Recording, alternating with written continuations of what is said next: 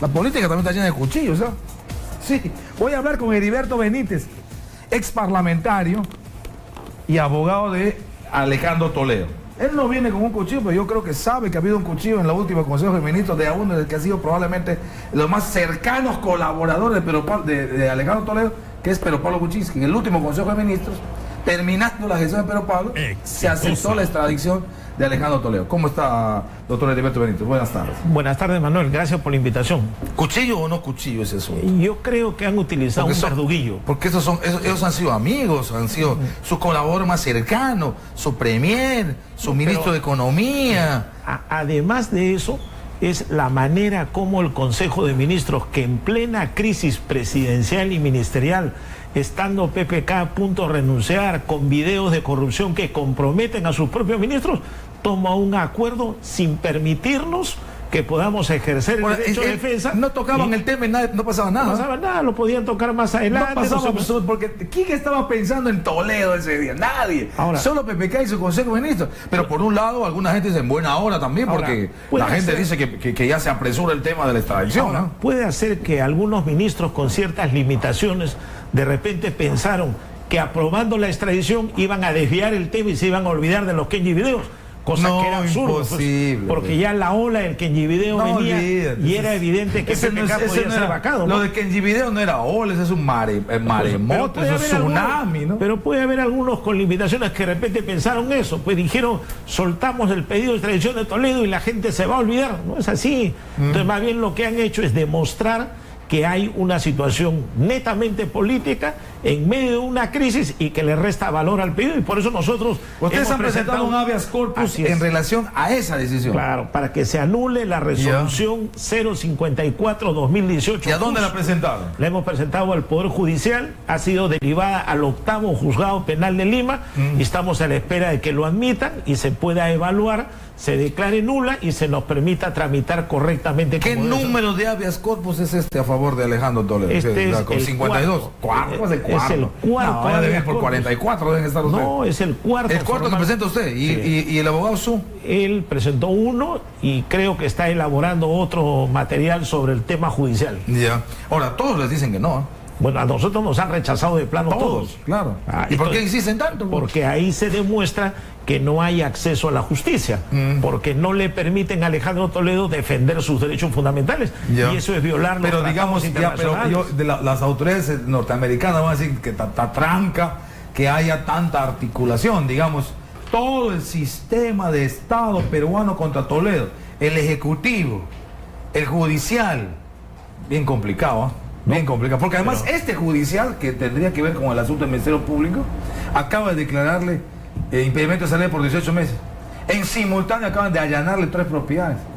No parece que estuviese articulado PPK, digamos, con el sistema judicial de este país, ¿no? No, pero tú tienes que observar que todos los recursos que Alejandro Toledo presenta son rechazados de plano. Claro. Ahí no hay acceso a la justicia y eso es un derecho fundamental. A Alejandro Toledo le dieron prisión preventiva sin oírlo. No es que no hay acceso, es que para la evaluación de poder no hay razón. No hay amparo legal. Porque si el razonamiento fuese que todos los que pierden en el Poder Judicial no tienen amparo de justicia, no haríamos justicia nunca. Pues ¿cómo? Es que tienes que perder, tiene que perder uno, tiene que perder otro. Pues. Para eso se evalúan los recursos. Pero el acceso a la justicia se observa desde una óptica democrática y de derechos humanos y consiste en que tú presentes tu pedido, sea evaluado y con la debida motivación se pronuncia el Poder Judicial. O sea, la eficacia del recurso es la que va a demostrar si hay o no acceso a la justicia. No es el hecho de que te lo pueden recibir o no. Es la eficacia del recurso. Ahí se demuestra. Pero están presentando recursos que no son eficaces. No, que el Poder Judicial no los quiere tramitar, ni siquiera los quiere admitir. Entonces te está rechazando de plano. Ahí está lo grave. Por eso que el razonamiento de ustedes es por lo menos admítanlo para que se pueda evaluar el tema de fondo del habeas corpus. Porque el habeas corpus en sí mismo tampoco es que toca el tema de fondo, ¿verdad? Que es establecer si Toledo finalmente es culpable o no es culpable. Eso es parte del procedimiento que se hace para ver si se han violado algunos derechos fundamentales del expresidente. Y si el juez cree que no, debería sustentarlo, fundamentarlo, motivarlo y decir por qué él cree que no, para que nos permita a nosotros apelar en ninguno de los habeas corpus ha sido admitido. Y acudir a la instancia plural, que también es otro derecho fundamental. Mira, ninguno ha sido admitido. Todos, o sea, ni siquiera se ha debatido. Son rechazados de plano. Por eso es que Alejandro Toledo también en unas últimas entrevistas dijo: no tengo acceso a la justicia, porque es evidente que ¿Qué argumentan en este nuevo habeas corpus que nace a propósito de la decisión del Ejecutivo en el último Consejo de Ministros de Pedro Pablo Kuczynski de aceptar la extradición de Alejandro Toledo? ¿Qué cosas están rebatiendo? ¿Qué cosas están argumentando? Hay dos puntos fundamentales. Primero, que se convalida la arbitraria prisión preventiva, que implica una amenaza en la libertad individual. Y segundo, que no nos han permitido ejercer el derecho de defensa ante el Consejo de Ministros. ¿Y ese derecho es taxativo o es una interpretación que ha hecho Heriberto Benítez? No, en el marco, lógicamente, de lo que se llama el derecho a la defensa. Pero dice la norma que en el Consejo de Ministros, para debatir y para aprobar, tiene que ir el abogado, porque yo entiendo que ese no es un foro judicial. Mira, el derecho ese es un foro administrativo. El derecho de defensa es irrestricto. En la instancia judicial, en la instancia... El Tribunal Constitucional ha dicho que el derecho de defensa se ejerce en todas las instancias: civil, laboral, administrativa, penal, tributaria, agraria. En todos los procedimientos hay el derecho de defensa. ¿Pero qué instancia pues es el Consejo de Ministros? Es que es la única instancia que lo va a recibir y lo va a pronunciar. Y además va a tomar una decisión que puede violentar derechos fundamentales de Alejandro Toledo. Entonces tiene derecho a escuchar a la otra parte, porque la Corte Suprema ya cumplió su rol. Y por eso, según su razonamiento, usted viene al Consejo de Ministros, tiene que escucharse a las partes. Pero según su razonamiento, usted creía que era posible que después de hablar, de ejercer el derecho a la defensa, de plantear los argumentos, o cualquier otro Consejo de Ministros puede decir: sí, señor Benítez, usted tiene razón, esto es ilegal, es violatorio, y le va a decir al Poder Judicial, unos que no saben ni pío de derecho, o no saben nada de derecho. Habrá uno que otro, el de justicia debe saber, por supuesto, y uno más que sea abogado, porque además ni siquiera es competente porque está ejerciendo función administrativa. Le puede decir el Poder Judicial, el Poder Legislativo, Ejecutivo, al Poder Judicial: violaste derechos de Alejandro Toledo y por lo tanto no tramite esa extradición. No, pero se lo puede devolver y decirle: esto está mal, y se lo devuelve. Para eso no necesito que hable el abogado. No puedo ver. Me imagino que para esto tengo el ministro de Justicia, y mi ministro de Justicia, sentado en el Consejo de Ministros, me tiene que decir si esto mínimamente reúne las condiciones y los requisitos para que en el marco de la obligación constitucional yo diga: tramito o no tramito. Es que el marco... Porque tú le pones a... Tú le has puesto a la Mecha Arauz y a PPK casi en condición de juez, y no son jueces. Pero mira, en el marco del debido proceso, ellos deben escuchar a las dos partes. Escuchan al ministro de Justicia, que sustenta, y tienen que escuchar el descargo de la defensa para tomar una decisión. Y ellos tienen que motivar su resolución, porque si fuera una simple mesa de partes, diría simplemente: llega, saca una resolución y lo paso. Ahí dice: tiene que tomar un acuerdo el Consejo de Ministros, tiene que valorar y decidir. Y para tomar una decisión tiene que escuchar a la otra parte. Pero no como ente jurisdiccional, sino, claro, porque tiene que darse el procedimiento, porque vamos a establecer una relación de Estado a Estado. Y por eso entra el Ejecutivo, no entra para pronunciarse en materia legal. El derecho de defensa. ¿Para qué? Más aún si la parte está aduciendo que hay atropellos que se están cometiendo. Le está diciendo al Consejo de Ministros: señores, se ha cometido A, B, C, D, E. Hay prisión arbitraria, no ha sido oído, no le permiten impugnar, no hay acceso a la justicia. Entonces el gabinete tiene que decir: a ver, venga usted. Y el gabinete va a decir: sí, señor, no, aquí no hay acceso, no, está mal, aquí hay una prisión, ¿cómo ha dicho usted? Prisión arbitraria.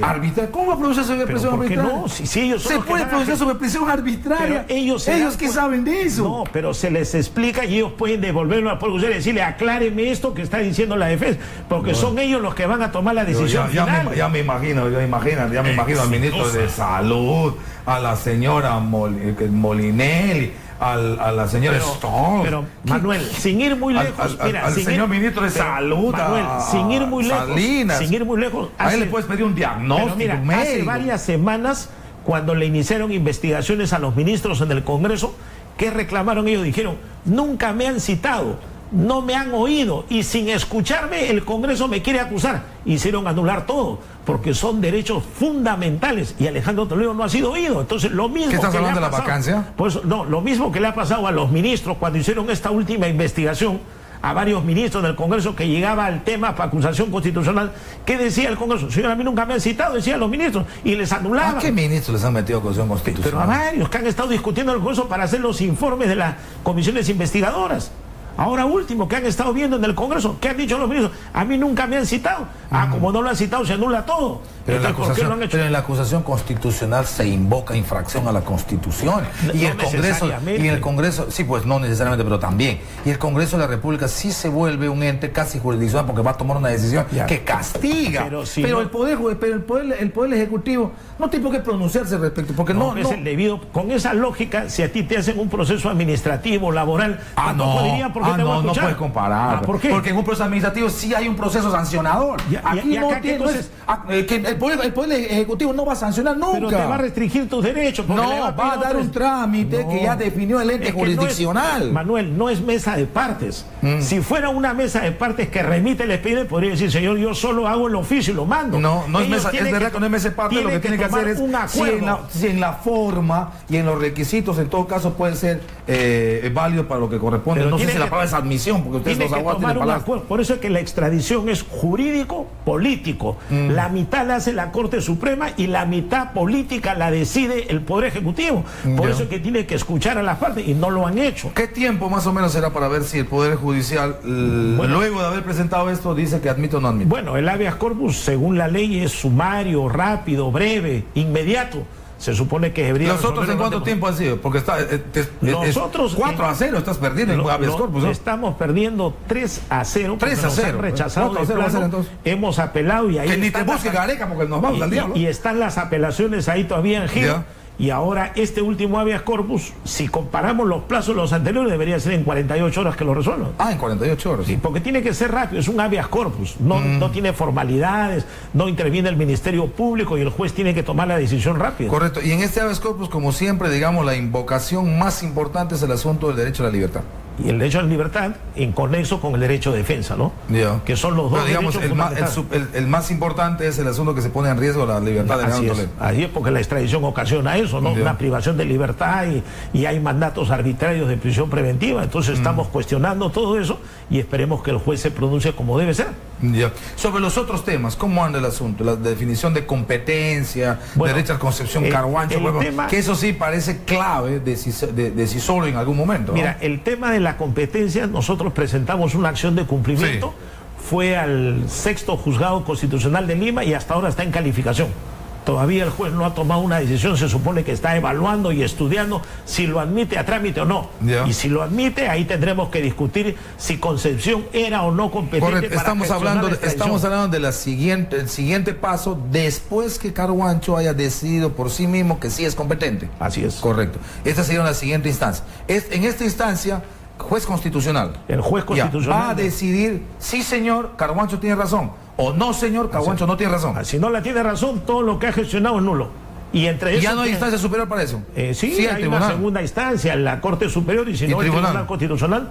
Entonces, si le declara que no es competente, entonces la gestión que hizo de la extradición no tiene valor. Se cae la extradición. Se condiciona. Claro, porque si él no tiene competencia, no puede ocurrir entonces, porque ya se ha aprobado. Porque eso está andando por digamos en su propia dinámica. Ya se aprobó el Consejo de Ministros, por tanto eso ya tiene que estar en Corte Suprema, ¿correcto? Ya se sigue el asunto de lo demás. Puede ocurrir, según su razonamiento, que llegado formalmente a la solicitud de extradición, solicitud formal ya del Estado peruano, en este caso al Departamento de Estado, por luego pasar al Departamento de Justicia, en medio de ese camino se declara fundado.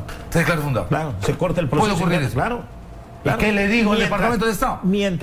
¿Qué le digo a Donald Trump? Pero mira, mientras el Estado requerido no haya tomado una decisión, cualquier habeas corpus o proceso constitucional puede cortar el trámite. Mientras el Estado requiere, o sea, mientras Estados Unidos no haya decidido nada. ¿Y por qué entonces, por qué la norma entonces no es taxativa para dar efectos suspensorios cuando toma decisión? Es por eso que nosotros le hemos mandado a Corte y le decimos, señor, suspenda el trámite, el señor pero eso está en la libre, pero está en la libre decisión del juez. La norma debe ser taxativa.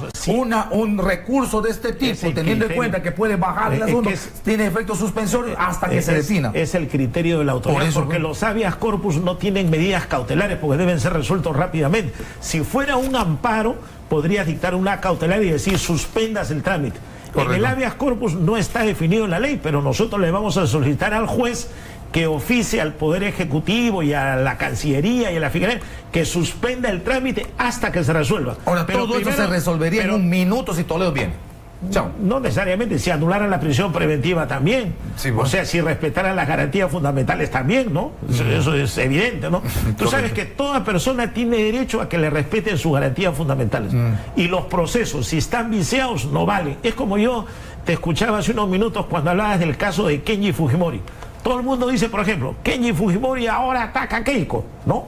Si eso llegara a un proceso judicial, fácilmente se tacha el testimonio de Kenji por la rivalidad, por el enfrentamiento, por el conflicto. Tú sabes que ahí están con Chaveta y Verduguillo peleando los dos hermanos. Yo creo que te puede buscar Keiko de abogado también. Entonces yo digo, mira, ese testimonio se caería. Mediáticamente la gente está contenta porque todo el mundo habla, pero judicialmente podría caerse porque hay un acuerdo. Yo me tengo que ir porque ahorita me cae la chaveta a mí. No, pero te digo, es que las cosas hay que decirlas como son. Correcto. Muchas gracias, doctor. Heriberto Benítez, abogado de Alejandro Toledo. Me voy a la pausa.